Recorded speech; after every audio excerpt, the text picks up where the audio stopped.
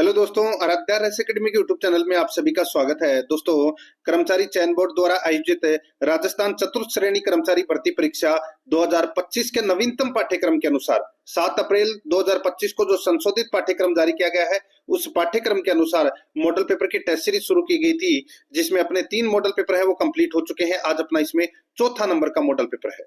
दोस्तों, अगर आपने पिछले 3 मॉडल पेपरों का अगर टेस्ट नहीं दिया है तो आप प्लेलिस्ट में जाइए, वहां पे आपको फोल्डर मिल जाएगा।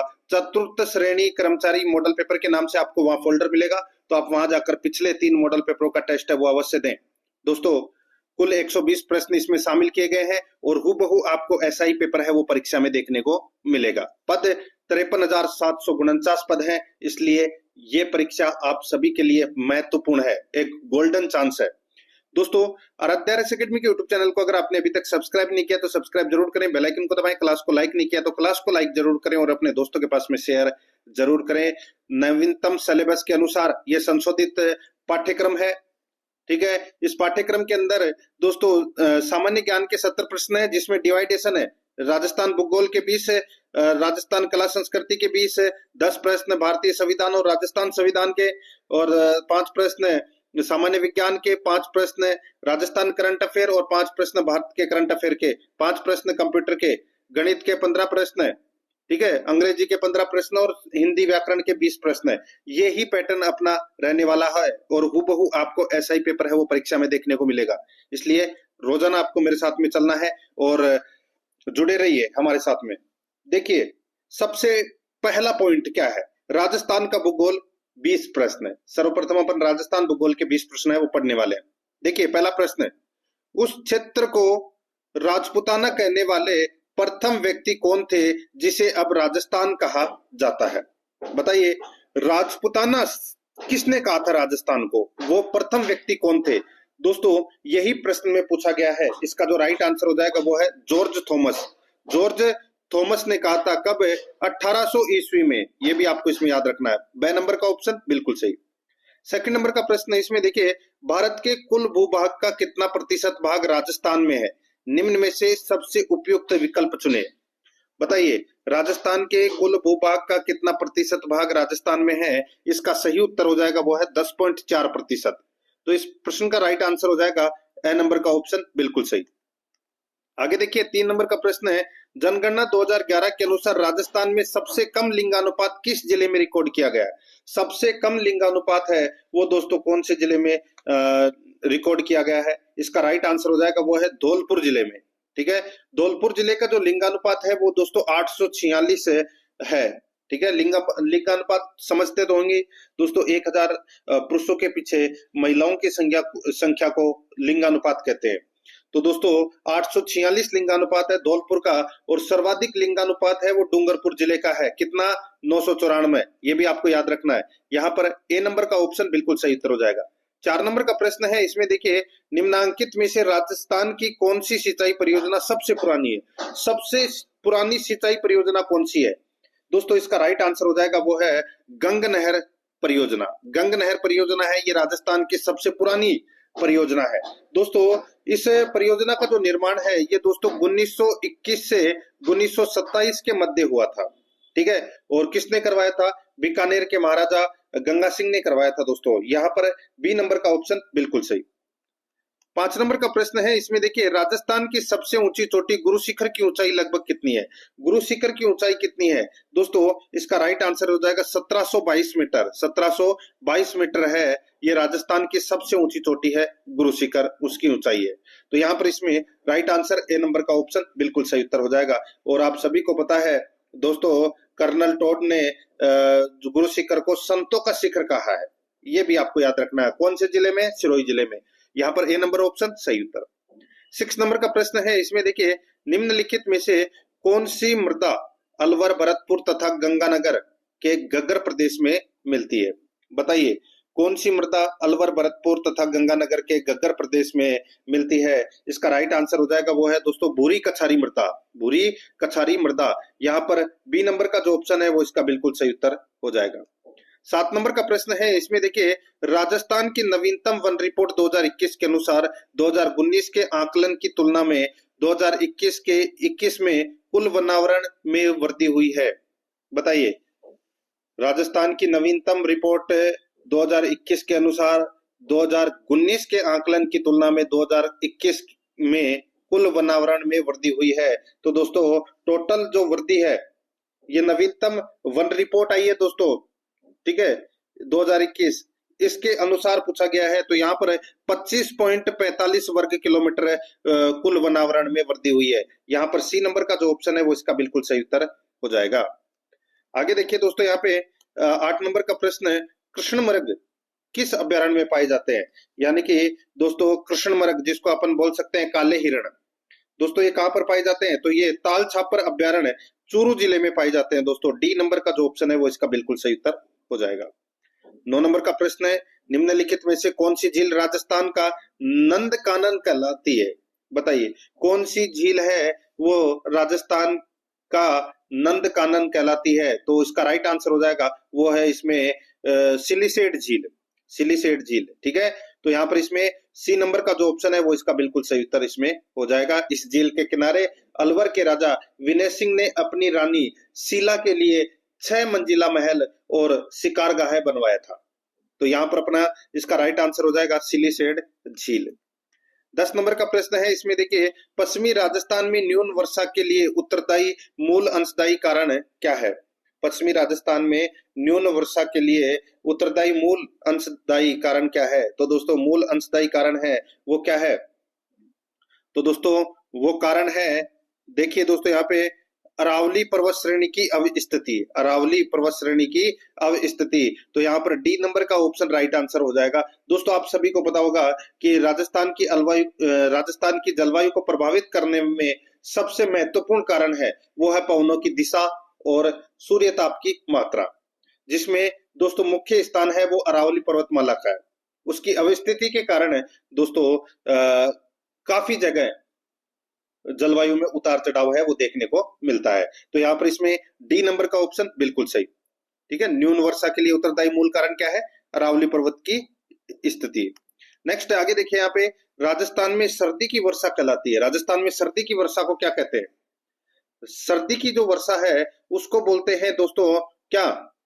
मावट बोलते हैं, ठीक है। और ये भूमध्य रेखा यानी कि भूमध्य सागर के चक्रवातों से ये वर्षा होती है, ठीक है। तो यहाँ पर अपना इसमें सर्दी में वर्षा होती है और ये गेहूं की फसल के लिए लाभदायक होती है। तो यहाँ पर इसमें राइट आंसर हो जाएगा सी नंबर का जो ऑप्शन है वो इसका बिल्कुल सही उत्तर हो जाएगा। पश्चिमी विक्षोभ आप बोल सकते हैं इसको। आगे देखिए 12 नंबर का प्रश्न है, राजस्थान में कितने रेलवे मंडल अवस्थित है? राजस्थान में कितने रेलवे मंडल अवस्थित है? दोस्तों इसका राइट आंसर हो जाएगा 5 रेलवे मंडल है राजस्थान में।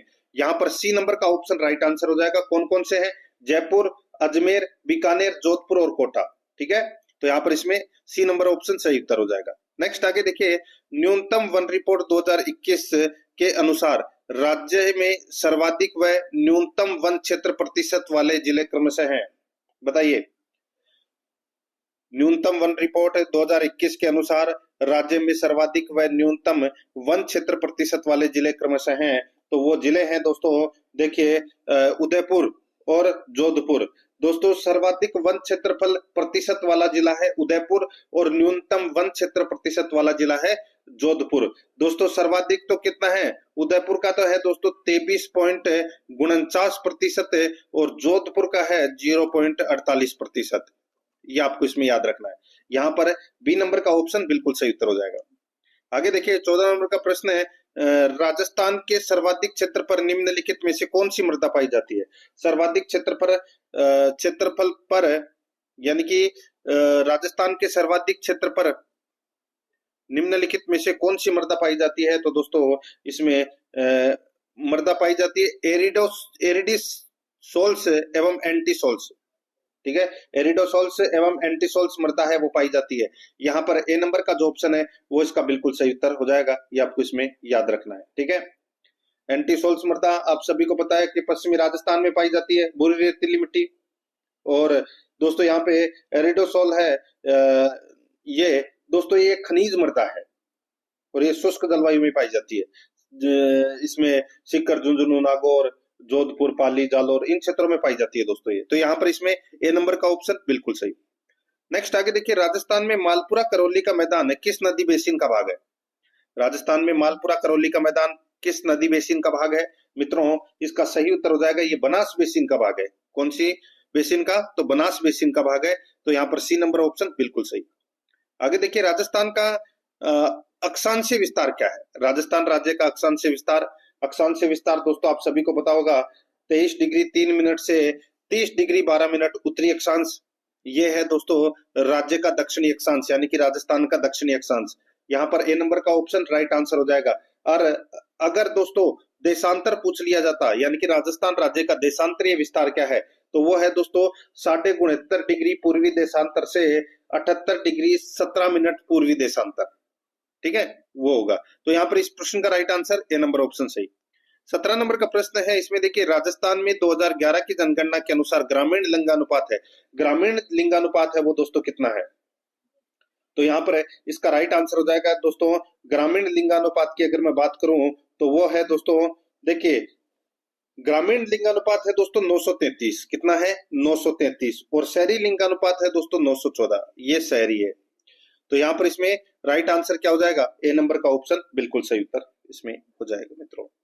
आगे देखिए, 18 नंबर का प्रश्न है, इंदिरा गांधी नहर की चौधरी कुंभाराम लिफ्ट नहर से राजस्थान के कौन से जिले लाभान्वित होते हैं? बताइए।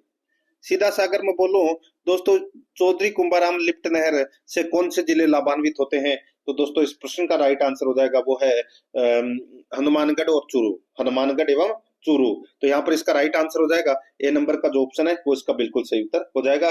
और ये चौधरी कुंभाराम लिफ्ट नहर परियोजना है, इसका मूल नाम था नौहर साहवा लिफ्ट नहर, ये भी याद रखना है। तो यहाँ पर इसमें ए नंबर का ऑप्शन सही उत्तर। 19 नंबर का प्रश्न है, इसमें देखिए लूनी नदी को इसके उद्गम स्थल पर किस नाम से जाना जाता है? लूनी नदी का जब उद्गम होता है, ठीक है, कहां से होता है? अजमेर के नाग पहाड़ से। तो दोस्तों उस समय लूनी नदी को सागरमती के नाम से जाना जाता है। तो यहाँ पर अपना इसमें ए नंबर का जो ऑप्शन है वो इसका राइट आंसर इसमें हो जाएगा, ये आपको इसमें याद रखना है। ठीक है।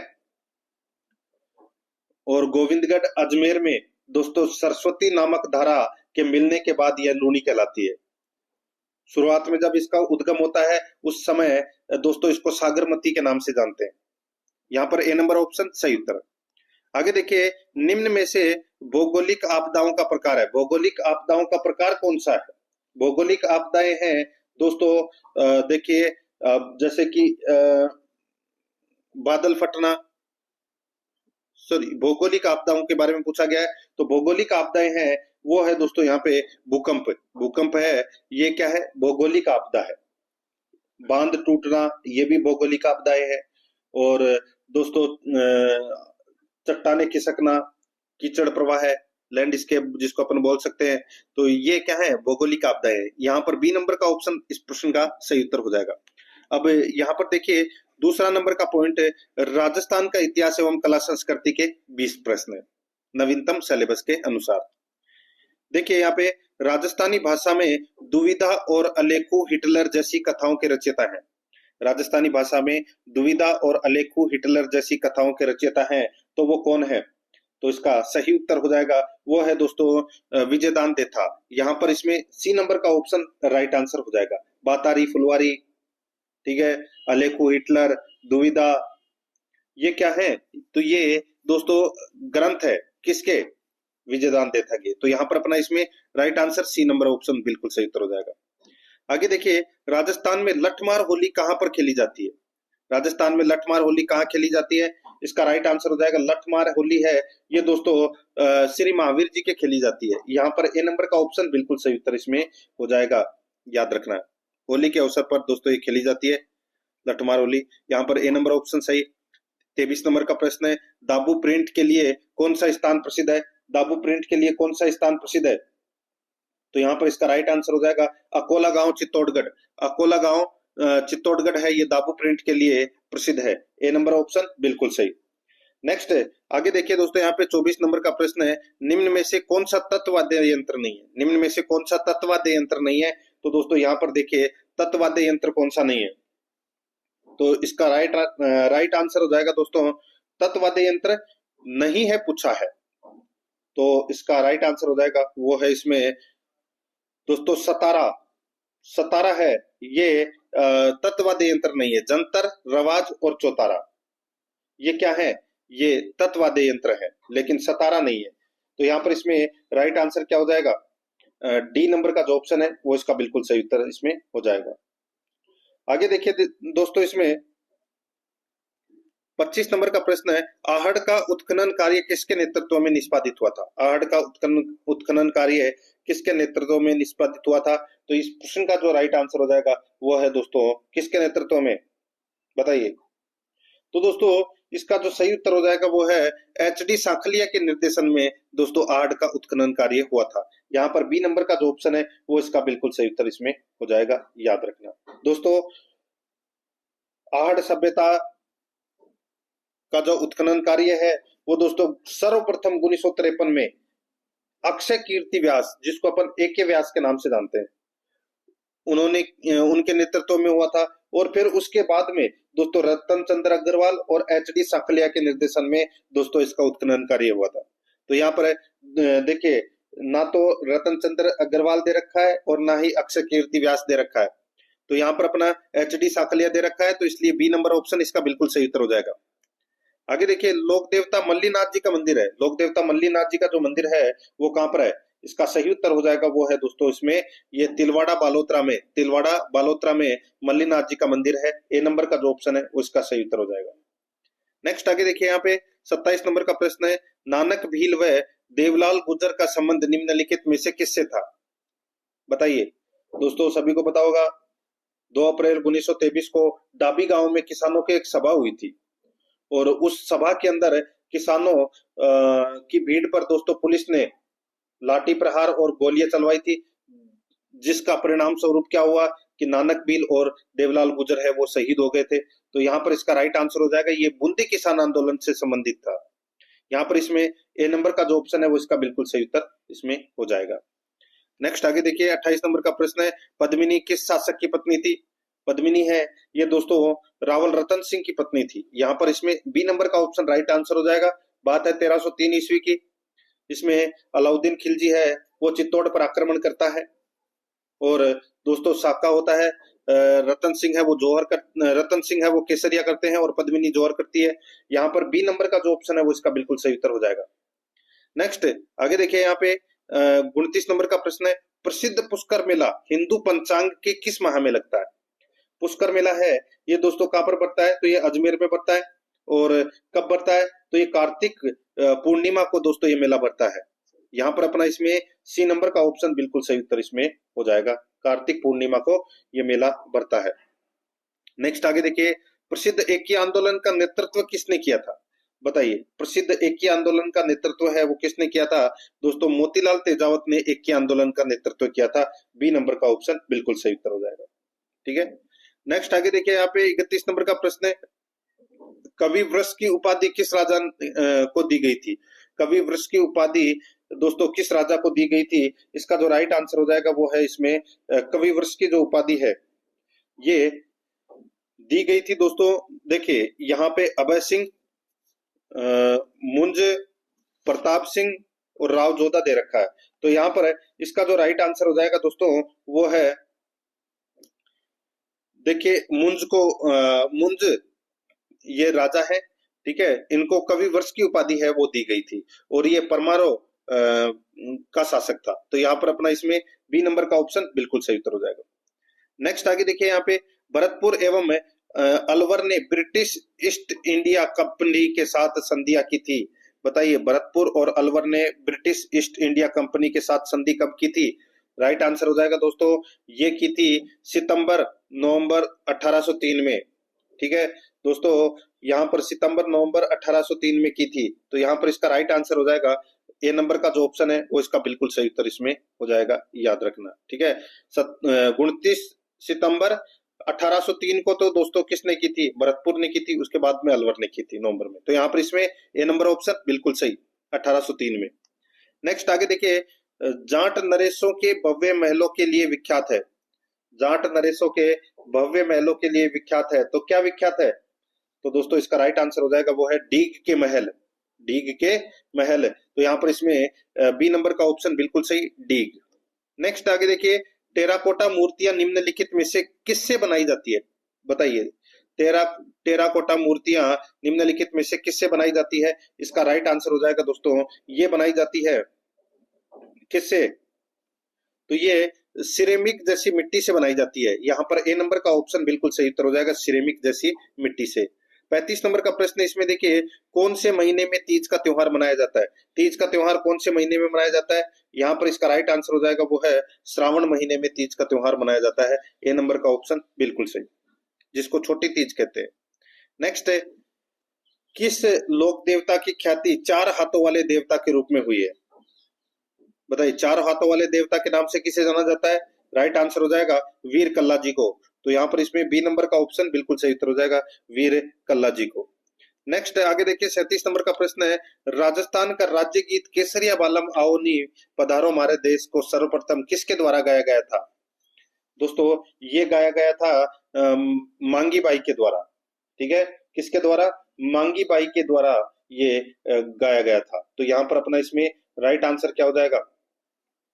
बी नंबर का ऑप्शन बिल्कुल सही। अब यहाँ पे अल्लाह जिलाबाई मत कर देना, क्योंकि दोस्तों अल्लाह जिलाबाई ने इसे अंतरराष्ट्रीय स्तर पर प्रसिद्धि दिलवाई थी, अल्लाह जिलाबाई ने। तो यहाँ पर अपना इसमें ये सर्वप्रथम गाया था मांगी बाई के द्वारा। तो यहाँ पर बी नंबर ऑप्शन बिल्कुल सही उत्तर हो जाएगा। आगे देखिए, राजस्थान के मेवाड़ क्षेत्र में पुरुषों की पगड़ी क्या कहलाती है? राजस्थान के मेवाड़ क्षेत्र में पुरुषों की पगड़ी है वो क्या कहलाती है? तो इस प्रश्न का राइट आंसर हो जाएगा, वो है पगड़। क्या बोलते हैं उसे? पगड़। यहाँ पर ए नंबर का जो ऑप्शन है वो इसका बिल्कुल सही उत्तर हो जाएगा, पगड़। देखिए, पुरुषों की पगड़ी को दोस्तों साफा भी बोलते हैं, पगड़ भी बोलते हैं, पगड़ी भी बोलते हैं, फेटा भी बोलते हैं। ठीक है, ये स्थानीय नाम है। लेकिन दोस्तों यहाँ पर इसका जो राइट आंसर हो जाएगा, मेवाड़ क्षेत्र में पूछा है तो यहाँ पर पगड़ इसका राइट आंसर हो जाएगा। नेक्स्ट आगे देखिए, 1949 में बीकानेर, जयपुर, जैसलमेर और जोधपुर संयुक्त राज्य राजस्थान के साथ जुड़ गए और राज्यों के एक समूह का गठन किया, जिसे कहा जाता है। 1949 में बीकानेर, जयपुर, जैसलमेर और जोधपुर संयुक्त राज्य राजस्थान के साथ जुड़ गए और राज्यों के एक समूह का गठन किया, जिसे कहा जाता है। तो दोस्तों उसे क्या कहा जाता है? इसका राइट आंसर हो जाएगा दोस्तों, उसको बोलते हैं व्रत राजस्थान। क्या बोलते हैं? व्रत राजस्थान। तो यहाँ पर अपना इसमें बी नंबर का ऑप्शन बिल्कुल सही उत्तर हो जाएगा। आगे देखिए, 11 कमरों वाला विशाल भवन राजस्थान के किस सभ्यता स्थल में पाया जाता है? 11 कमरों वाला विशाल भवन राजस्थान के किस सभ्यता स्थल में पाया जाता है? इसका राइट आंसर हो जाएगा, वो है बालाथल में। यहाँ पर सी नंबर का जो ऑप्शन है वो इसका बिल्कुल सही, बालाथल में। अब दोस्तों अपन भाग 3 के अंदर राजस्थान पॉलिटी के 5 प्रश्न है वो पढ़ेंगे सिलेबस के अकॉर्डिंग। देखिए, 41 नंबर का प्रश्न है, राजस्थान राज्य न्यायिक अकादमी की स्थापना कब की गई? राजस्थान राज्य न्यायिक अकादमी की जो स्थापना है वो दोस्तों कब की गई? तो ये 16 नवंबर 2001 को दोस्तों इसकी स्थापना है वो की गई थी। ठीक है, जोधपुर में। तो यहाँ पर इसमें ए नंबर का ऑप्शन बिल्कुल सही उत्तर हो जाएगा। नेक्स्ट आगे देखिए, यहाँ पे 42 नंबर का प्रश्न है, राज्य सूचना आयोग के संबंध में कौन सा या कौन से कथन सत्य हैं? बताइए, राज्य सूचना आयोग के संबंध में अपने को बताना है कि कौन सा या कौन से कथन है वो सत्य है। और दोस्तों साथ ही मैं आपको बता दूं, कूट भाषा में आपको क्या करना है? उत्तर देना है। कूट भाषा में क्या करना है? उत्तर देना है। दोस्तों यहाँ पर देखिए, इसमें आयोग को जांच करते समय दीवानी न्यायालय की शक्तियां प्राप्त होती है। आयोग को जांच करते समय दीवानी न्यायालय की शक्तियां प्राप्त होती है, बिल्कुल सही बात है। राज्य के मुख्य सूचना आयुक्त व अन्य आयुक्तों के वेतन व भत्ते मुख्य सूचना आयुक्त व अन्य चुनाव आयुक्तों के समान होते हैं। ये कथन दूसरा नंबर का दोस्तों अपना इसमें क्या हो जाएगा? गलत हो जाएगा। दोस्तों यहाँ पर मैं आपको बताऊं, देखिए, राज्य मुख्य सूचना आयुक्त के वेतन भत्ते मुख्य चुनाव आयुक्त के समान तथा अन्य सूचना आयुक्तों के वेतन और भत्ते राज्य सरकार के मुख्य सचिव के समकक्ष होते हैं। तो ये इसमें दोस्तों गलत कथन दे रखा है, उल्टा दे रखा है। तो यहाँ पर इसमें ये गलत हो जाएगा। बाकी एक कथन है वो इसमें क्या है? सत्य है। कूट भाषा की अगर मैं बात करूं तो यहाँ पर ए नंबर का ऑप्शन बिल्कुल सही उत्तर हो जाएगा, केवल एक। 43 नंबर का प्रश्न है, इसमें देखिए संविधान में मौलिक कर्तव्य किस अनुच्छेद में दिए गए हैं? मौलिक कर्तव्य कौन से अनुच्छेद में दिए गए हैं?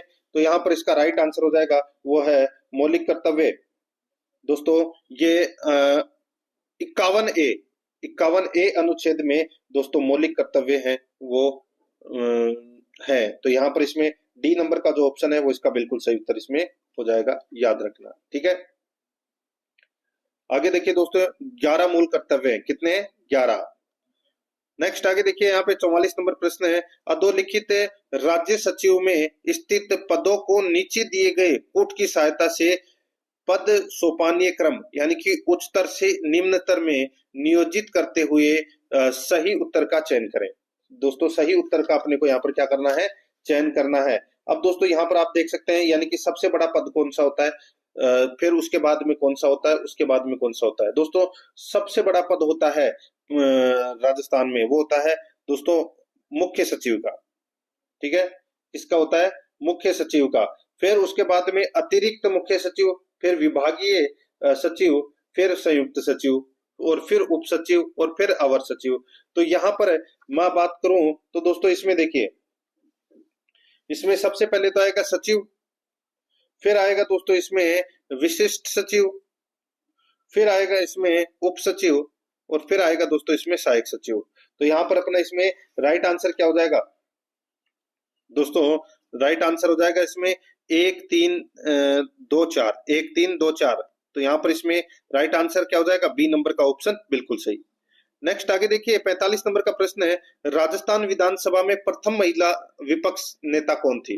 राजस्थान विधानसभा में प्रथम महिला विपक्ष नेता कौन थी? तो इसका जो राइट आंसर हो जाएगा वो है दोस्तों, कौन थी बताइए? तो वो थी दोस्तों श्रीमती वसुंधरा राजे। तो यहाँ पर इसमें सी नंबर का जो ऑप्शन है वो इसका बिल्कुल सही उत्तर इसमें हो जाएगा। 13वीं विधानसभा में दोस्तों इनको विपक्ष का नेता है वो बनाया गया था, सी नंबर ऑप्शन सही। अब दोस्तों अपन भारतीय संविधान के 5 प्रश्न पढ़ेंगे। अभी तक अपन ने दोस्तों 5 प्रश्न है वो राजस्थान पॉलिटी के पढ़े थे, अब अपन भारतीय संविधान के 5 प्रश्न है वो पढ़ेंगे। देखिए 46 नंबर का प्रश्न है, बेगार को निषिद्ध तथा स्त्रियों के क्रय विक्रय पर रोक कौन सा मौलिक अधिकार लगाता है?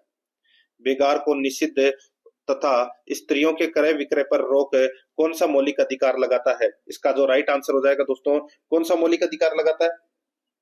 तो वो लगाता है दोस्तों शोषण के खिलाफ अधिकार, शोषण के विरुद्ध अधिकार। तो यहाँ पर अपना इसमें राइट आंसर क्या हो जाएगा? डी नंबर का ऑप्शन बिल्कुल सही। नेक्स्ट आगे देखिए 47 नंबर प्रश्न है, राज्य सूचना आयोग के संबंध में निम्नलिखित कथनों पर विचार कीजिए। राज्य सूचना आयोग के संबंध में दोस्तों अपने को एक कथन बताना है कि कौन सा कथन है वो इसमें सही है। देखिए इसमें मुख्य सूचना आयुक्त सहित 11 से अधिक सदस्य होते हैं। दोस्तों ये जो कथन यहाँ पर दे रखा है ये कथन इसमें क्या हो जाएगा? गलत हो जाएगा, क्योंकि दोस्तों राज्य सूचना आयोग की दोस्तों यहाँ पर क्या हो रही है? बात हो रही है। तो इसके अंदर आप देख सकते हैं, देखिए यहाँ पे क्या है? 11 से अधिक सदस्य होते हैं, तो 11 नहीं 10 दोस्तों। इसमें एक मुख्य सूचना आयुक्त और 10 से अधिक सूचना आयुक्त होंगे। तो यहाँ पर 11 से ये गलत हो जाएगा, इसमें 11 की जगह 10 होता तो ये सही होता, तो ये अपना इसमें क्या हो जाएगा? गलत हो जाएगा। इनकी नियुक्ति राज्यपाल द्वारा की जाती है, बिल्कुल सही है। राज्य सूचना आयोग के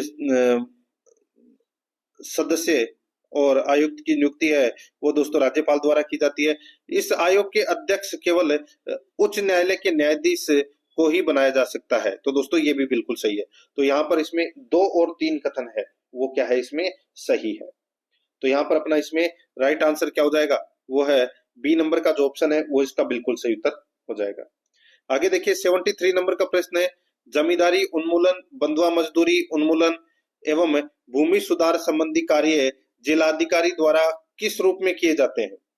जमींदारी उन्मूलन, बंधुआ मजदूरी उन्मूलन एवं भूमि सुधार संबंधी कार्य जिलाधिकारी द्वारा किस रूप में किए जाते हैं? तो यहाँ पर इसका राइट आंसर हो जाएगा दोस्तों, वो है जिला राजस्व अधिकारी के रूप में। यहाँ पर इसमें सी नंबर का जो ऑप्शन है वो इसका बिल्कुल सही उत्तर इसमें हो जाएगा। नेक्स्ट आगे देखिए यहाँ पे 49 नंबर प्रश्न है, भारतीय संविधान की प्रस्तावना में न्याय का स्वरूप है। भारतीय संविधान की प्रस्तावना में न्याय का स्वरूप क्या है? दोस्तों न्याय का स्वरूप है सामाजिक न्याय, आर्थिक न्याय और राजनीतिक न्याय। ये क्या है? तो ये प्रस्तावना में न्याय का स्वरूप है। यहाँ पर डी नंबर का जो ऑप्शन है वो इसका बिल्कुल सही उत्तर हो जाएगा। 50 नंबर प्रश्न इसमें देखिए, राजस्थान में अनुसूचित जाति के लिए लोकसभा और राज्य विधानसभा में आरक्षित स्थानों की क्रमशः है। राजस्थान में अनुसूचित जाति के लिए लोकसभा और राज्य विधानसभा में आरक्षित स्थानों की संख्या क्रमशः है। दोस्तों जो संख्या क्रमशः है वो है, देखिए लोकसभा की सीटें तो कितनी है? 25 है, ठीक है। तो ये देखिए 25, तो ये इधर हो गया। अब यहाँ पे अनुसूचित जाति के लिए लोकसभा और राज्य विधानसभा में आरक्षित स्थानों की सूची। दोस्तों देखिए मैं आपको बताऊं, लोकसभा में तो सीटें तो 25 है, लेकिन यहाँ पर आप देख सकते हैं क्या पूछा गया है कि लोकसभा और राज्य विधानसभा में आरक्षित स्थानों। अब 25 सीटों में से अनुसूचित जाति की दोस्तों 4 सीटें हैं और राज्य विधानसभा में 200 में से 34 सीटें आरक्षित है। तो यहाँ पर अपना इसमें ए नंबर का जो ऑप्शन है वो इसका बिल्कुल सही उत्तर इसमें हो जाएगा। नेक्स्ट आगे देखिए, अब अपन 5 प्रश्न है वो दोस्तों सामान्य विज्ञान से संबंधित पढ़ेंगे, ठीक है। देखिए 51 नंबर का प्रश्न है, मलेरिया बुखार का लक्षण नहीं है। बताइए मलेरिया बुखार का लक्षण कौन सा नहीं है? दोस्तों देखिए ठंड लगना है, तेज बुखार है, अत्यधिक पसीना आना है, लेकिन लकवा नहीं है दोस्तों, ठीक है। तो यहाँ पर अपना इसमें राइट आंसर क्या हो जाएगा? डी नंबर का ऑप्शन बिल्कुल सही उत्तर हो जाएगा। मादा एनोफिलीज मच्छर के काटने से दोस्तों ये मलेरिया रोग है वो होता है। यहाँ पर इसमें डी नंबर का ऑप्शन बिल्कुल सही। आगे देखिए 52 नंबर का प्रश्न है, किसको अक्रियाशील तीसरा नेत्र कहते हैं? किसको अक्रियाशील तीसरा नेत्र कहते हैं? इसका राइट आंसर हो जाएगा वो है पीनियल ग्रंथि को। पीनियल ग्रंथि को दोस्तों तीसरी आंख के रूप में भी जाना जाता है। तो यहाँ पर अपना इसमें ए नंबर का जो ऑप्शन है वो इसका बिल्कुल सही उत्तर इसमें हो जाएगा। नेक्स्ट आगे देखिए, यहाँ पे पुनेट वर्ग से हम किसका अध्ययन करते हैं? पुनेट वर्ग से हम किसका अध्ययन करते हैं? तो दोस्तों पुनेट वर्ग से हम आनुवंशिकी का अध्ययन करते हैं। किसका? आनुवंशिकी का। तो यहाँ पर डी नंबर का जो ऑप्शन है वो इसका बिल्कुल सही उत्तर हो जाएगा, आनुवंशिकी का। आगे देखिए 54 नंबर का प्रश्न है, एक दर्पण में किसी वस्तु X का प्रतिबिंब उल्टा व वस्तु से बड़ा बनता है, दर्पण की प्रकृति है। एक दर्पण में किसी वस्तु X का प्रतिबिंब उल्टा व वस्तु से बड़ा बनता है, दर्पण की प्रकृति है। तो दोस्तों दर्पण की जो प्रकृति है वो है दोस्तों अवतल दर्पण। यहाँ पर बी नंबर का जो ऑप्शन है वो इसका बिल्कुल सही उत्तर हो जाएगा, अवतल दर्पण। नेक्स्ट आगे देखिए, यहाँ पे 55 नंबर प्रश्न है, वह यौगिक जिसके अपचयन से अल्कोहल मिलता है वह है। वह यौगिक जिसके अपचयन से अल्कोहल मिलता है वह है। तो इसका राइट आंसर हो जाएगा वो है एल्किल नाइट्राइट। Alkyl nitrite. यहाँ पर डी नंबर का जो ऑप्शन है वो इसका बिल्कुल सही उत्तर इसमें हो जाएगा। ये आपको इसमें याद रखना है, ठीक है। तो यहाँ पर इसमें डी नंबर का जो ऑप्शन है वो इसका बिल्कुल सही। आगे देखिए, अब अपन 5 प्रश्न है वो दोस्तों कंप्यूटर से संबंधित करेंगे सिलेबस के अकॉर्डिंग। देखिए किसी आवाज को सहेजने या डिजिटल ऑडियो के रूप में बदलने के लिए प्रयोग किया जाता है। बताइए किसी आवाज को सहेजने या डिजिटल ऑडियो के रूप में बदलने के लिए प्रयोग किया जाता है, तो किसका प्रयोग किया जाता है? तो यहाँ पर इसका राइट आंसर हो जाएगा दोस्तों वो है इसमें प्रयोग किया जाता है दोस्तों माइक्रोफोन का। यहाँ पर ए नंबर का ऑप्शन बिल्कुल सही उत्तर हो जाएगा, माइक्रोफोन। नेक्स्ट आगे देखिए, वह टेक्स्ट एडिटर जो विंडोज ऑपरेटिंग सिस्टम का भाग है। वह टेक्स्ट एडिटर जो विंडोज ऑपरेटिंग सिस्टम का भाग है, तो दोस्तों वो है नोटपैड। तो यहाँ पर इसमें राइट आंसर क्या हो जाएगा? डी नंबर ऑप्शन बिल्कुल सही, नोटपैड। नेक्स्ट आगे देखिए, HTTP का तात्पर्य है। HTTP का तात्पर्य क्या है? Hyper text transfer protocol. ये HTTP का तात्पर्य है। यहाँ पर ए नंबर का ऑप्शन बिल्कुल सही उत्तर हो जाएगा। 59 नंबर प्रश्न इसमें देखिए, एक नया प्रेजेंटेशन निम्न में से बनाया जा सकता है। एक नया प्रेजेंटेशन निम्न में से बनाया जा सकता है। तो दोस्तों इसका राइट आंसर हो जाएगा वो है खाली प्रेजेंटेशन से, पुराने प्रेजेंटेशन से, डिजाइन टेम्पलेट से। तो इसका राइट आंसर हो जाएगा उपरोक्त सभी से। डी नंबर का जो ऑप्शन है वो इसका बिल्कुल सही उत्तर हो जाएगा। आगे देखिए, वर्ड आर्ट को आवश्यकता अनुसार मॉडिफाई करने के लिए निम्न में से किस टैब का उपयोग करते हैं? वर्ड आर्ट को आवश्यकता अनुसार मॉडिफाई करने के लिए निम्न में से किस टैब का उपयोग करते हैं? तो यहाँ पर इसका राइट आंसर हो जाएगा कौन से टैब का? तो दोस्तों इसमें फॉर्मेट टैब का उपयोग है वो करते हैं। यहाँ पर ए नंबर का जो ऑप्शन है वो इसका बिल्कुल सही उत्तर हो जाएगा, फॉर्मेटिंग टूलबार का उपयोग करते हैं। ठीक है, यहाँ पर ए नंबर का जो ऑप्शन है वो इसका बिल्कुल सही उत्तर हो जाएगा। अब दोस्तों अपन है वो 5 प्रश्न राजस्थान करंट अफेयर से संबंधित पढ़ेंगे। ठीक है, देखिए राजस्थान करंट अफेयर से संबंधित 5 प्रश्न, और 5 प्रश्न है वो दोस्तों अपन इंडिया के जो करंट अफेयर्स होते हैं, ठीक है, जिसमें विश्व के भी करंट अफेयर होते हैं, उनसे संबंधित प्रश्न भी है, वो अपन 5 प्रश्न पढ़ेंगे। दोस्तों यहाँ पर देखिए आईफा 61 नंबर का प्रश्न है, आईफा अवार्ड्स 2025 का आयोजन कहाँ किया गया? दोस्तों आईफा अवार्ड्स 2025 का आयोजन है वो कहाँ किया गया? तो दोस्तों ये जयपुर में किया गया। 6 नंबर का जो ऑप्शन है वो इसका बिल्कुल सही उत्तर हो जाएगा। दोस्तों ये 8 से 9 मार्च 2025 को ये आयोजन है वो किया गया था। 6 नंबर का ऑप्शन बिल्कुल सही। नेक्स्ट आगे देखिए, माही लूणी लिंक परियोजना की व्यवहार्यता व्यवहार्यता रिपोर्ट कौन तैयार कर रहा है? बताइए, माही लूणी लिंक परियोजना की व्यवहार्यता रिपोर्ट कौन तैयार कर रहा है? तो दोस्तों इसका राइट आंसर हो जाएगा WAPCOS। WAPCOS, तो यहाँ पे वेबकोस आप बोल सकते हैं इसको, वेबकोस। ठीक है, तो यहाँ पर इसमें राइट आंसर हो जाएगा बी नंबर का ऑप्शन बिल्कुल सही उत्तर इसमें हो जाएगा। ये आपको इसमें याद रखना है, वेबकोस लिमिटेड ये कंपनी है। ठीक है, तो यहाँ पर इसमें बी नंबर का ऑप्शन बिल्कुल सही। आगे देखिए, C3 गठबंधन का मुख्य उद्देश्य क्या है? C3 गठबंधन का मुख्य उद्देश्य क्या है? तो दोस्तों इसका मुख्य उद्देश्य है अपशिष्ट प्रबंधन और संसाधन दक्षता। अपशिष्ट प्रबंधन और संसाधन दक्षता। यहाँ पर 6 नंबर का जो ऑप्शन है वो इसका बिल्कुल सही उत्तर हो जाएगा। आगे देखिए, आरोग्य मेला 2025 का आयोजन कब और कहाँ किया गया? आरोग्य मेला 2025 का आयोजन कब और कहाँ किया गया? दोस्तों इसका जो राइट आंसर हो जाएगा, ये आयोजन है ये दोस्तों 1 से 4 मार्च 2025 को जयपुर में किया गया इसका आयोजन। यहाँ पर अपना इसमें बे नंबर का जो ऑप्शन है वो इसका बिल्कुल सही उत्तर हो जाएगा। 65 नंबर का प्रश्न इसमें देखिए, राजस्थान से किसे 2025 में धनवंतरी पुरस्कार से सम्मानित किया गया? धनवंतरी पुरस्कार से सम्मानित है वो किसे किया गया? दोस्तों ताराचंद शर्मा को धनवंतरी पुरस्कार से सम्मानित किया गया है। यहाँ पर इसमें ए नंबर का जो ऑप्शन है वो इसका बिल्कुल सही उत्तर हो जाएगा। ये नाड़ी वैद्य है। ठीक है, ताराचंद शर्मा, इनको दोस्तों भारत सरकार द्वारा आयुर्वेदिक यानी कि आयुर्वेद के सर्वोच्च धन्वंतरी पुरस्कार से सम्मानित किया गया है। तो यहाँ पर इसका राइट आंसर हो जाएगा ए नंबर ऑप्शन बिल्कुल सही। अब अपन देखिए भाग 8 के अंदर करंट अफेयर्स के 5 प्रश्न पढ़ेंगे। वो तो अपन ने राजस्थान करंट अफेयर के पढ़े, अब अपन टोटल करंट अफेयर के प्रश्न पढ़ रहे हैं। इंडिया, भारत, इंडिया, विश्व सभी आ गया इसमें। देखिए 66 नंबर का प्रश्न है, पश्चिम बंगाल के कितने नए उत्पादों को अप्रैल 2025 में जीआई टैग मिला है? बताइए, पश्चिम बंगाल के कितने नए उत्पादों को अप्रैल 2025 में कितने नए उत्पादों को जीआई टैग मिला है? तो यहाँ पर इसका राइट आंसर हो जाएगा वो है 7 नए उत्पादों को जीआई टैग मिला है। तो यहाँ पर इसमें सही उत्तर हो जाएगा 6 नंबर का ऑप्शन बिल्कुल सही। आगे देखिए, एम ए बेबी को किस राजनीतिक दल का महासचिव चुना गया? एम ए बेबी को किस राजनीतिक दल का महासचिव चुना गया? इसका राइट आंसर हो जाएगा वो है दोस्तों भारतीय कम्युनिस्ट पार्टी का, भारतीय कम्युनिस्ट पार्टी यानी कि मार्क्सवादी का महासचिव है वो चुना गया। यहाँ पर 6 नंबर का जो ऑप्शन है वो इसका बिल्कुल सही उत्तर हो जाएगा। आगे देखिए 68 नंबर का प्रश्न है, हाल ही में 2025 में 26 क्षेत्रीय ग्रामीण बैंकों के विलय को अधिसूचित कर दिया है।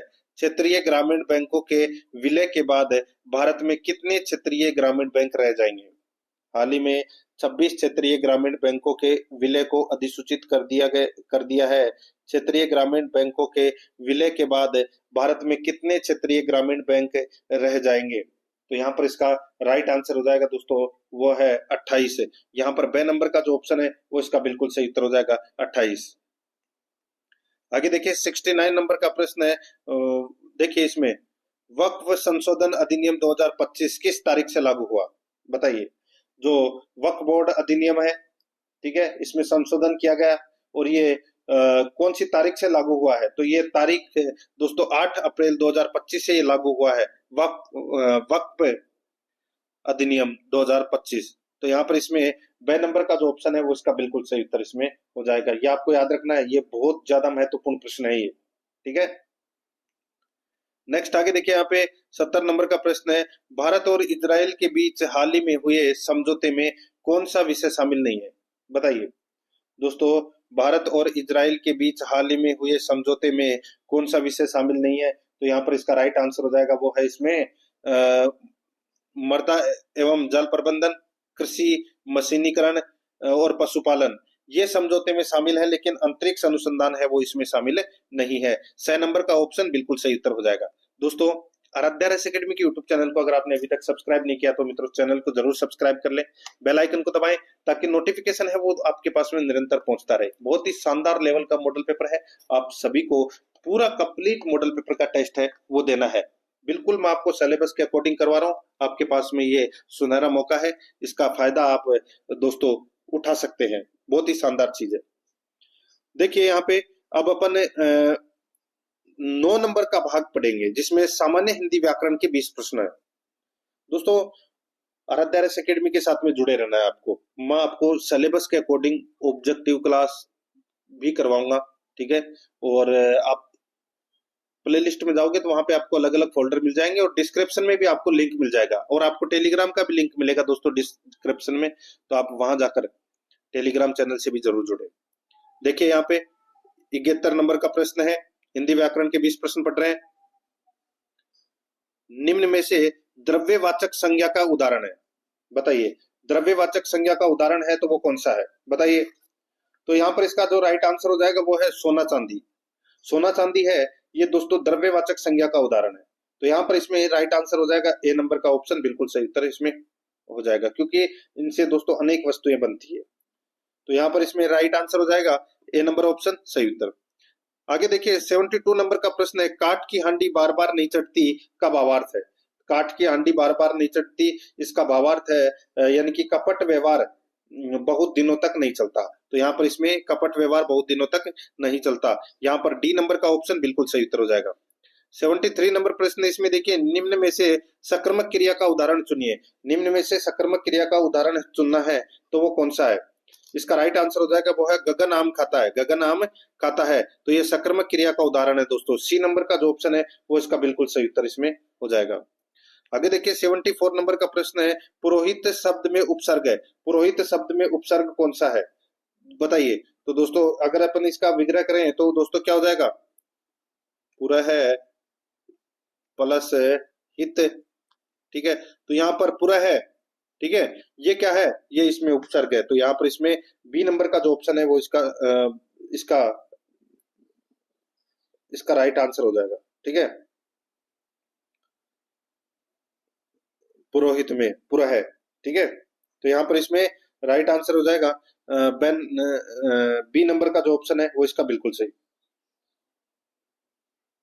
देखिए इसमें विसर्ग संधि है, ठीक है, तो इसमें दोस्तों पुरुष होगा, पुरुष पुरुष होगा दोस्तों इसमें, ठीक है, पुरुष उपसर्ग होगा, पूरा नहीं होगा, इसका विग्रह हो जाएगा, इसमें विसर्ग संधि का प्रयोग हुआ है और इसमें पुरुष उपसर्ग होगा, पूरा मत कर देना। यहाँ पर ए नंबर का ऑप्शन बिल्कुल सही उत्तर इसमें हो जाएगा। नेक्स्ट आगे देखिए दोस्तों, यहाँ पे 75 नंबर का प्रश्न है, इनमें से किस शब्द में आ उपसर्ग नहीं जुड़ा है? आ उपसर्ग किस में नहीं जुड़ा है, बताइए। तो दोस्तों देखिए, आघात, आमूल, आकार, ये तीनों शब्द में दोस्तों आ उपसर्ग लगा हुआ है, लेकिन यहाँ पे आदित्य के अंदर दोस्तों ये आदित्य शब्द है ये उपसर्ग रहित है, इसमें कोई भी उपसर्ग नहीं लगा हुआ, तो यहाँ पर इसमें सी नंबर ऑप्शन बिल्कुल सही। आगे देखिए, एक एक शब्द में कौन सी संधि है? जहां पर डबल मात्रा आ जाए वहां पर दोस्तों 90% है वो वर्ती संधि का प्रयोग होता है, यहाँ पर इसमें बी नंबर का ऑप्शन बिल्कुल सही उत्तर हो जाएगा। नेक्स्ट आगे देखिए, जय शब्द का विलोम बनाने के लिए इनमें से उपयुक्त उपसर्ग चुनिए, बताइए। तो सम प्लस जय, सुजय, पराजय, विजय। देखिए पराजय और विजय यानी कि जय, जय का मतलब क्या हो जाएगा, विजय, ठीक है, और विजय का विलोम क्या हो जाएगा, पराजय, ठीक है, तो यहाँ पे परा उपसर्ग लगेगा दोस्तों, इसमें सी नंबर का जो ऑप्शन है वो इसका बिल्कुल सही उत्तर हो जाएगा। नेक्स्ट आगे देखिए, यहाँ पे निम्नलिखित में से उपसर्ग रहित शब्द कौन सा है? उपसर्ग रहित शब्द कौन सा है? तो दोस्तों आपको यहाँ पर पता चल गया होगा, देखिए कुमार्ग, प्रहार, अत्यधिक, इन तीनों के अंदर दोस्तों कुमार्ग में कु, अत्यधिक में अति और प्रहार में प्र उपसर्ग लगा हुआ है, लेकिन यहाँ पे सुरेश में कोई भी उपसर्ग है वो नहीं लगा हुआ है, तो यहाँ पर ए नंबर का ऑप्शन बिल्कुल सही। आगे देखिए 79 नंबर प्रश्न है, इनमें से किस वाक्य में अकर्मक क्रिया है? किस वाक्य में अकर्मक क्रिया है?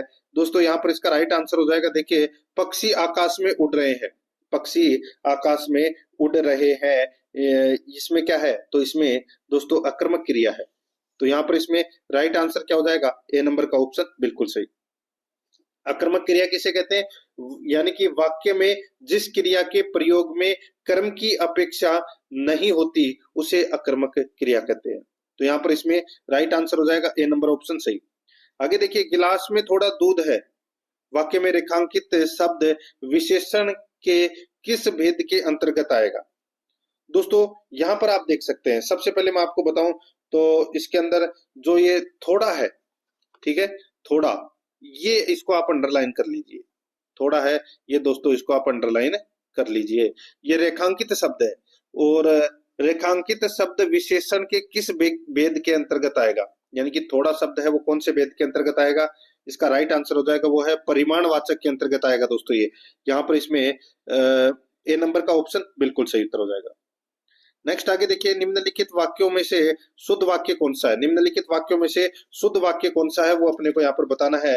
दोस्तों इसमें आप देख सकते हैं, मुझे पाठ याद करना है, मुझे पाठ याद करना है, ए नंबर का जो ऑप्शन है वो इसका बिल्कुल सही उत्तर हो जाएगा। आगे देखिए 82 नंबर का प्रश्न है, निम्न में से किस युग्म में विलोम शब्द नहीं है? बताइए कौन से युग्म में विलोम शब्द नहीं है? तो यहाँ पर इसका जो राइट आंसर हो जाएगा वो है इसमें दोस्तों आयात का निर्यात, आकाश का पाताल, अमृत का विष, ग्रस्त का कृपण दे रखा है, गलत हो जाएगा, ग्रस्त का विलोम है वो सन्यासी हो जाएगा दोस्तों, यहाँ पर डी नंबर का ऑप्शन बिल्कुल सही। 83 नंबर का प्रश्न, इसमें देखिए समाज में दो वर्गों की दूरी बढ़ रही है, इस वाक्य में क्रिया के किस काल का प्रयोग हुआ है? समाज में दो वर्गों की दूरी बढ़ रही है, यानी कि समाज में दो वर्गों की दूरी बढ़ रही है, ये कौन से काल का इसमें प्रयोग हुआ है? इसका राइट आंसर हो जाएगा दोस्तों इसमें ये अपूर्ण वर्तमान से संबंधित है, अपूर्ण वर्तमान से संबंधित है ये, तो यहाँ पर इसमें राइट आंसर हो जाएगा बी नंबर का ऑप्शन बिल्कुल सही। कोई भी कार्य इसमें पूरा नहीं हुआ, रहा है, रही है, रहे हैं, ये शब्द आते हैं दोस्तों अपूर्ण वर्तमान में, तो यहाँ पर इसमें बी नंबर ऑप्शन बिल्कुल सही। आगे देखिए, हवा से बातें करना मुहावरे का भावार्थ है, हवा से बातें करना, दोस्तों इसका राइट आंसर हो जाएगा वो है बहुत तेज दौड़ता, बहुत तेज दौड़ना, तो यहाँ पर अपना इसमें डी नंबर ऑप्शन बिल्कुल सही है। आगे देखिए, अहिल्या एक पतिव्रता नारी थी, रेखांकित शब्द को उचित विलोम विकल्प में चुनिए, तो यहाँ पे पतिव्रता है, इसको दोस्तों अंडरलाइन कर लेना, पतिव्रता का विलोम है वो क्या होगा? रेखांकित शब्द है यहाँ पर क्या? पतिव्रता, तो पतिव्रता का विलोम हो जाएगा दोस्तों उल्टा, यहाँ पर ए नंबर का ऑप्शन बिल्कुल सही उत्तर हो जाएगा। आगे देखिए 86 नंबर प्रश्न है, वह ढेर सारा मक्खन खा गया, वाक्य निम्न में से किस विशेषण से संबंधित है? वह ढेर सारा मक्खन खा गया, वाक्य निम्न में से किस विशेषण से संबंधित है? तो दोस्तों ये संबंधित है अनिश्चित परिमाणवाचक से, अनिश्चित परिमाणवाचक से, यहाँ पर ए नंबर का जो ऑप्शन है वो इसका बिल्कुल सही उत्तर हो जाएगा। आगे देखिए, तत्सम व तद्भव शब्दों का असंगत युग्म है, तत्सम व तद्भव शब्दों का असंगत युग्म है, तो वो कौन सा है? तो दोस्तों यहाँ पर अक्ष आंख, अक्ष आंख, तो तत्सम शब्द तो जाएगा इसमें अक्ष, और तद्भव शब्द हो जाएगा आंख, तो यहाँ पर डी नंबर का जो ऑप्शन है वो इसका बिल्कुल सही। नेक्स्ट आगे देखिए, किस विकल्प में अंग्रेजी परिभाषिक शब्द के सामने उसका सही हिंदी समकक्ष शब्द लिखा है? यानी कि एक में सही लिखा हुआ है, और वो है दोस्तों एडहोक, तदर्थ, ये इसमें बिल्कुल सही लिखा हुआ है, यहाँ पर इसमें बी नंबर का ऑप्शन राइट आंसर हो जाएगा। कोरम होता है गणपूर्ति, क्या होता है? गणपूर्ति, और डिस्पोजल का मतलब होता है निष्पादन करना, तो ये भी गलत हो जाएगा इसमें, ये गणना संख्या ये भी गलत हो जाएगा। और एक्स ओफिको, तो इसका मतलब दोस्तों यहाँ पे इसका मतलब होता है एक्स ऑफिसियो, इसका मतलब होता है पदेन, तो यहाँ पे पूर्ण पदाधिकारी, ये गलत हो जाएगा, तो यहाँ पर इसमें एक ही सही दे रखा है, बी नंबर ऑप्शन सही उत्तर। आगे देखिए, मरने की इच्छा वाक्यांश हेतु उपयुक्त शब्द है, तो वो कौन सा है? तो वो है मुर्मुसा, तो यहाँ पर इसमें बी नंबर का ऑप्शन बिल्कुल सही, मुर्मुसा। आगे देखिए, कम या नपा तुला खर्च करने वाले को कहते हैं? कम या नपा तुला खर्च करने वाले को क्या कहते हैं? तो दोस्तों उसको बोलते हैं कंजूस। तो यहाँ पर बी नंबर का ऑप्शन बिल्कुल सही उत्तर हो जाएगा। कंजूस कहते हैं दोस्तों से। क्या कहते हैं? कंजूस। नहीं, सॉरी, कम या नपातुला खर्च करने वाले को कंजूस नहीं, मितव्ययी बोलते हैं। ठीक है, मितव्ययी भी बोलते हैं ये नपातुला खर्च करने वाले को, और जो कम खर्च करता है उसको कंजूस कहते हैं। लेकिन कम या नपातुला यानी कि नाप तोल कर खर्च करने वाले को मितव्ययी कहते हैं दोस्तों। यहाँ पर डी नंबर का जो ऑप्शन है वो इसका बिल्कुल सही उत्तर इसमें हो जाएगा, मितव्ययी। ठीक है, अब दोस्तों यहाँ पे अपन भाग 10 के अंदर इंग्लिश ग्रामर के 15 प्रश्न है वो पढ़ेंगे। ठीक है, इंग्लिश ग्रामर के 15 प्रश्न और 15 प्रश्न मैथ से संबंधित, टोटल 30 प्रश्न हो जाएंगे। देखिए 91 नंबर का प्रश्न है, Ram said the children had better go to bed early. बताइए, Ram said the children had better go to bed early, indirect speech. तो दोस्तों यहाँ पर देखिए डायरेक्ट स्पीच का दोस्तों ये हेड बेटर है। ठीक है, तो ये इनडायरेक्ट स्पीच में भी दोस्तों हेड बेटर ही रहता है। तो यहाँ पर इसका राइट आंसर क्या हो जाएगा दोस्तों? Ram said that the children had better go to bed early. तो यहाँ पर अपना इसमें राइट आंसर क्या हो जाएगा? ए नंबर का ऑप्शन बिल्कुल सही। नेक्स्ट आगे देखिए, choose the correct Hindi option. दोस्तों हिंदी ऑप्शन अपने को बताना है। यहाँ पे देखिए एफिडेविट, एफिडेविट को हिंदी में क्या कहते हैं? तो दोस्तों इसका राइट आंसर हो जाएगा वो है इसमें शपथ पत्र बोलते हैं उसे। यहाँ पर सी नंबर का ऑप्शन बिल्कुल सही। नेक्स्ट आगे देखिए, choose the correct Hindi translation of the following word from the given options. दोस्तों यहाँ पर शब्द दे रखा है सर्कुलर, सर्कुलर को हिंदी में क्या बोलते हैं दोस्तों? इसको बोलते हैं परिपत्र। क्या बोलते हैं? परिपत्र। यहाँ पर डी नंबर का ऑप्शन बिल्कुल सही उत्तर हो जाएगा। आगे देखिए, चूज द करेक्ट अल्टरनेटिव, खालिस्तान भरना है दोस्तों। देखिए, whenever I go to see him he was out, verb दे रखी है दोस्तों यहाँ पे गो। तो इसमें क्या आएगा? देखिए भूतकाल में दो कार्य हुए, इसलिए दोस्तों दोनों में पास्ट इंडेफिनेट की क्रिया हुई है। तो यहाँ पे वेंट और वाज है वो दोस्तों इसमें सही होगा। तो यहाँ पर इसमें राइट आंसर क्या हो जाएगा? वेंट। देखिए यहाँ पे वाज लगा हुआ है तो यहाँ पे भी दोस्तों सेकंड फॉर्म आएगी गो की। तो यहाँ पर इसमें बी नंबर का ऑप्शन राइट आंसर हो जाएगा। आगे देखिए, choose the correct English translation of the following sentence from the given option. यहाँ पे देखिए, वह कल जयपुर आएगा, सॉरी जयपुर जाएगा, वह कल जयपुर जाएगा, इसका इंग्लिश रूपांतरण क्या होगा बताइए? तो यहाँ पर इसका राइट आंसर हो जाएगा दोस्तों वो है he will go to Jaipur tomorrow, he will go to Jaipur tomorrow. तो यहाँ पर बी नंबर का ऑप्शन बिल्कुल सही उत्तर इसमें हो जाएगा। आगे देखिए दोस्तों, यहाँ पे 96 नंबर का प्रश्न है, देखिए translate the following sentence into Hindi. Women learn English faster than man. Translate the following sentence into Hindi.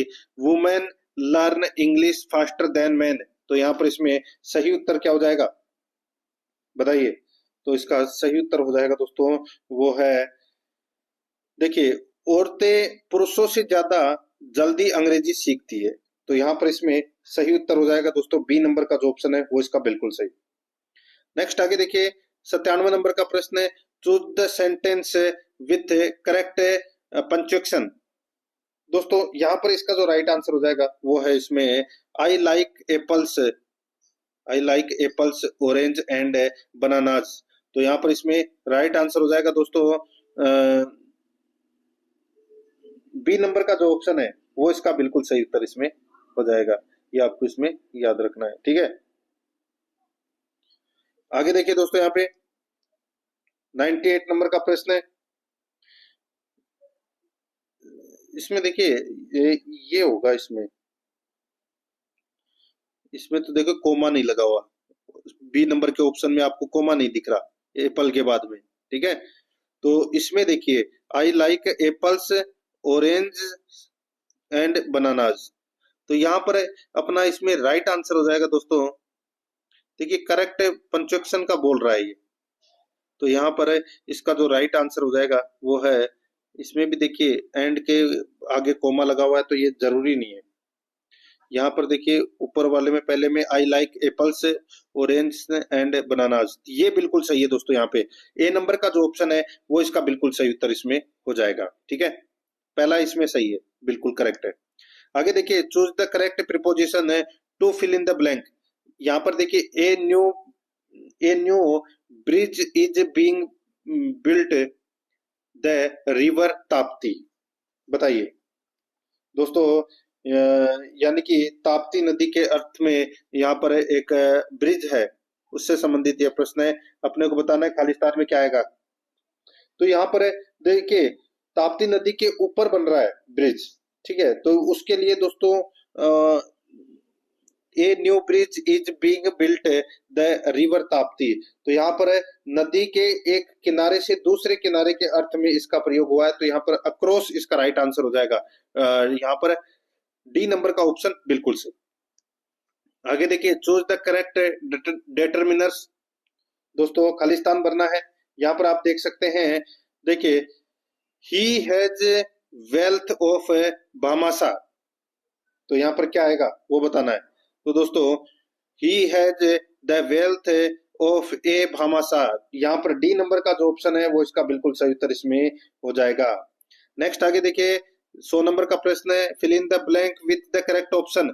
इसमें देखिए the generally the time table every year, तो यहाँ पर इसमें आएगा दोस्तों क्या, इसमें आएगा alter, they generally alter the time table every year. यहाँ पर डी नंबर का जो ऑप्शन है वो इसका बिल्कुल सही उत्तर इसमें हो जाएगा। 101 नंबर का प्रश्न, इसमें देखिए choose the correct option for the underlined part of the sentence. यहाँ पर देखिए we have had his speech yesterday, तो यहाँ पर इसका राइट आंसर हो जाएगा दोस्तों। इसमें देखिए हैव हैड की जगह क्या आएगा, हैड ही आएगा यहाँ पे। यहाँ पर इसमें बी नंबर का जो ऑप्शन है वो इसका बिल्कुल सही उत्तर इसमें हो जाएगा। आगे देखिए choose the correct option from assertive to exclamatory transformation for the sentence given. दोस्तों सेंटेंस है I wish I had wings of a dove, तो यहाँ पर इसका राइट आंसर हो जाएगा दोस्तों, वो हो जाएगा दोस्तों, देखिए O that I had wings of a dove. यहाँ पर ए नंबर का जो ऑप्शन है वो इसका बिल्कुल सही उत्तर इसमें हो जाएगा। ये विस्मयादि बोधक वाक्यों के शुरू में दोस्तों ओ दैट या ओ है डोट, ओ है या तो ओ आएगा या ओ है आएगा। ठीक है, तो यहाँ पर इसमें राइट आंसर क्या हो जाएगा, ए नंबर ऑप्शन बिल्कुल सही। 103 नंबर का प्रश्न, इसमें देखिए choose the appropriate indirect narration for the sentence given. यहाँ पे सेंटेंस दे रखा है I said to her why are you working so hard. I said to her why are you working so hard, तो यहाँ पर इसका जो राइट आंसर हो जाएगा वो है दोस्तों इसमें कौन सा, तो दोस्तों वो हो जाएगा इसमें I asked her why she was working so hard, तो यहाँ पर इसमें डी नंबर का ऑप्शन बिल्कुल सही।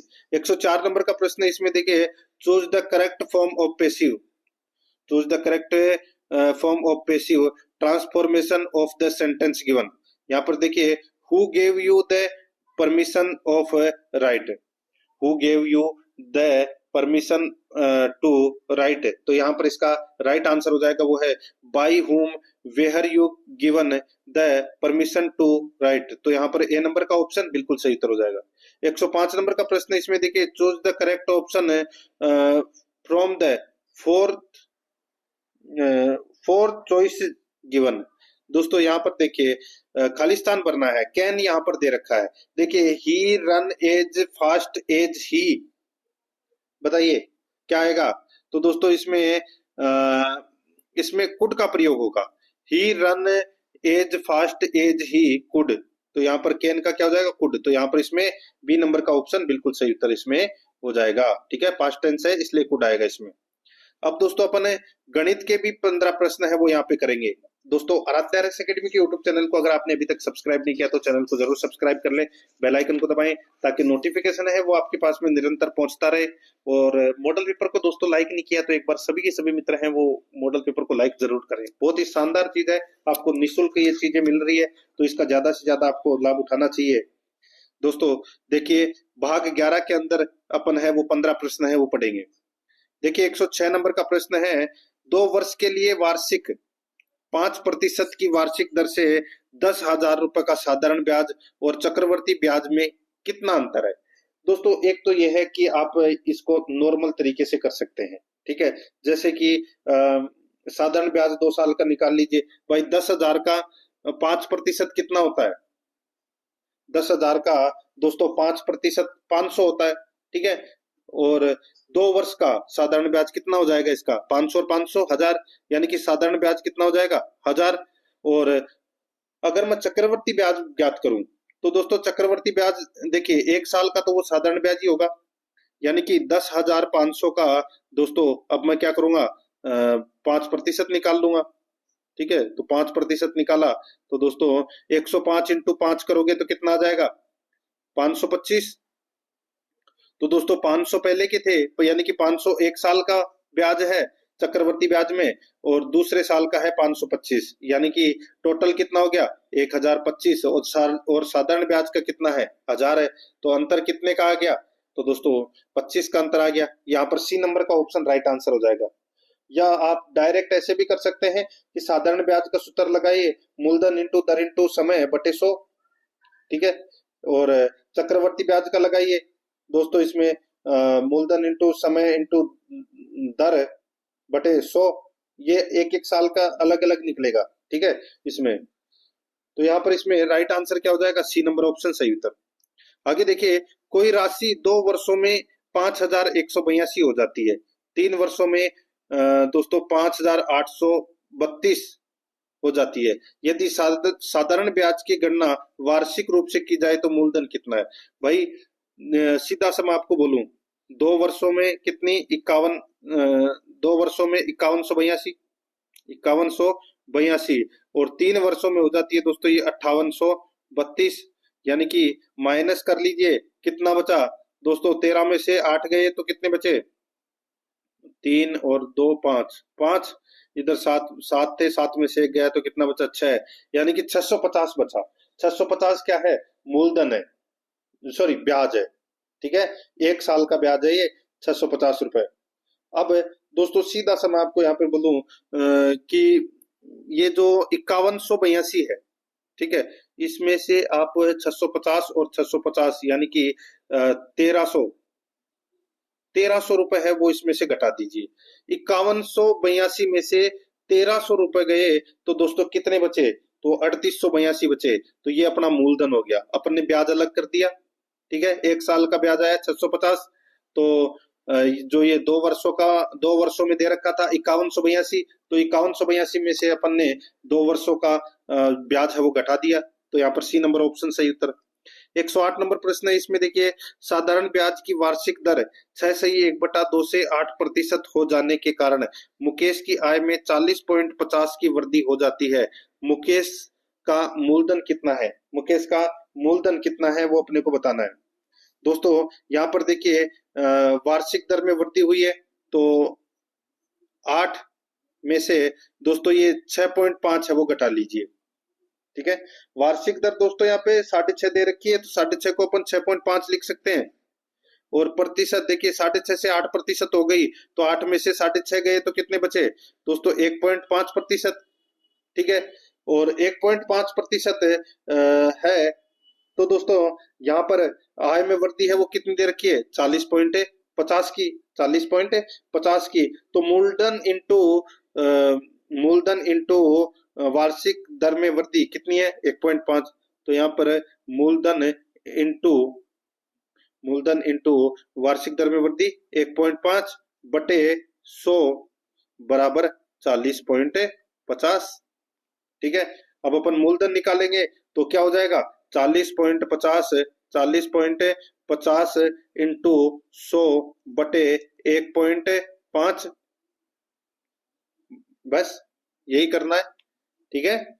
यानी कि 40.50 इंटू 100 बटे 1.5, इसको काट लीजिए, इसको आप काटोगे तो दोस्तों 2700 आ जाएगा इसमें। तो यहाँ पर इसमें बी नंबर का ऑप्शन बिल्कुल सही। आगे देखिए, एक शहर की जनसंख्या 20,000 है, प्रथम वर्ष में इस जनसंख्या में 10% की वृद्धि हुई, द्वितीय वर्ष में 15% की वृद्धि हुई, उसके बाद 300 व्यक्ति किसी अन्य शहर में चले गए। तो वर्तमान में शहर की जनसंख्या कितनी है, बताइए। दोस्तों यहाँ पर आप देख सकते हैं, देखिए पहले क्या हुआ, एक शहर की जनसंख्या 20,000 है, ठीक है। अब इसमें प्रथम वर्ष में 10% की वृद्धि हो गई और दूसरे में 15% की वृद्धि हो गई। और फिर दोस्तों सीधा सा इसको अपन ऐसे लिख सकते हैं कि 20,000 है, इसको काटना है तो ऐसे काट सकते हैं, 20,000 इंटू भाई 10% की वृद्धि हुई है तो 110/100 इंटू फिर एक 15% की वृद्धि हुई है दूसरे साल में तो 115/100, बस इसको काट लीजिए। ये 2 जीरो से ये 2 जीरो कट गए, ये 2 जीरो से ये 2 जीरो कट गए, ठीक है। अब 2 इंटू 110 कितने हो जाएंगे, 220, 220 इंटू 115 करोगे तो दोस्तों कितना हो जाएगा, तो ये हो जाएगा 25,300, 25,300। और 25,300 में से 300 व्यक्ति अन्य शहर में चले गए, तो 25,300 में से 300 गए तो कितने बचे, 25,000। तो यहाँ पर बी नंबर का ऑप्शन बिल्कुल सही। आगे देखिए, एक चुनाव में 2 उम्मीदवारों को कुल 9,000 मत मिले, इनमें से 15% मतों को अवैध घोषित कर दिया। तो दोस्तों 9,000 का 15% निकाल लीजिए, कितना आएगा, 1350, ठीक है। 9,000 का 15% 1350 आ जाएगा। इनमें से एक उम्मीदवार को वैध मतों का 52% मिला, 52% मिला वैध मतों का, ठीक है। तो दोस्तों ये 9,000 में से 1350 आप घटा दीजिए तो कितना बचा, तो ये 7650 बचा, कितना बचा, 7650। अब 7650 में से दोस्तों 52% मत मिले हैं एक उम्मीदवार को, तो सीधा सा मैं आपको बोलूं तो दोस्तों 7600 का 52% निकाल लीजिए, यही अपना सही उत्तर हो जाएगा। और फिर उसमें से दोस्तों दूसरे उम्मीदवार को वैध मत मिले तो उसमें से घटा दीजिए। तो दोस्तों मैं आपको देखिए दूसरे उम्मीदवार का ही निकाल के बता देता हूँ, 7,650 इंटू 7,650 इंटू दोस्तों क्या हो जाएगा, 48/100, यानी कि एक को तो 52 मिले हैं तो दूसरे को कितने मिलेंगे, 48। तो ये निकाल लीजिए, इसको आप काटोगे तो दोस्तों आपके पास में कितना आ जाएगा, 3672, 3672 आ जाएगा। तो यहाँ पर डी नंबर का ऑप्शन बिल्कुल सही उत्तर इसमें हो जाएगा। आगे देखिए 111 नंबर का प्रश्न है, हीरो ने 47,000 में पुरानी कार खरीदी और इसकी मरम्मत में 3,000 खर्च किए, यदि वह उस कार को 58,000 में बेचता है तो उसके लाभ का प्रतिशत कितना होगा, उसके लाभ का प्रतिशत है वो कितना होगा। तो दोस्तों यहाँ पर देखिए कार का क्रय मूल्य है 47,000 है, मरम्मत 3,000, कुल लागत कितनी है 50,000। तो दोस्तों कार का विक्रय मूल्य है वो कितना है 58,000। तो 58,000 में से 50,000 गए, कितने बचे 8,000। तो दोस्तों यहाँ पे 8,000 बटे 50,000 इंटू 100 कर लीजिए, तो इसको राइट आंसर आ जाएगा दोस्तों 16%। यहाँ पर डी नंबर का जो ऑप्शन है वो इसका बिल्कुल सही उत्तर इसमें हो जाएगा। आगे देखिए यहाँ पे 112 नंबर का प्रश्न है, एक दुकानदार अपने सामान पर क्रय मूल्य से 20% अधिक अंकित करता है तथा अंकित मूल्य पर 10% छूट देता है, तो उसका लाभ प्रतिशत कितना होगा। यानी कि 100 रुपए की कोई वस्तु है, उसके ऊपर वो क्या कर देता है कि 20% ज्यादा लिख देता है, यानी कि 120 लिख देता है।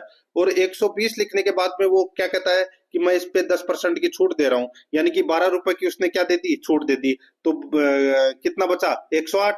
तो यानी कि 100 रुपए की वस्तु के ऊपर दोस्तों उसको 8% का क्या हो रहा है, लाभ हो रहा है। तो यहाँ पर डी नंबर का ऑप्शन बिल्कुल सही उत्तर हो जाएगा। 113 नंबर का प्रश्न, इसमें देखिए, एक व्यापारी को 140 पेन बेचने पर 20 पेन के विक्रय मूल्य के बराबर लाभ होता है, उसे कितने प्रतिशत का लाभ होता है वो अपने को यहाँ पर बताना है।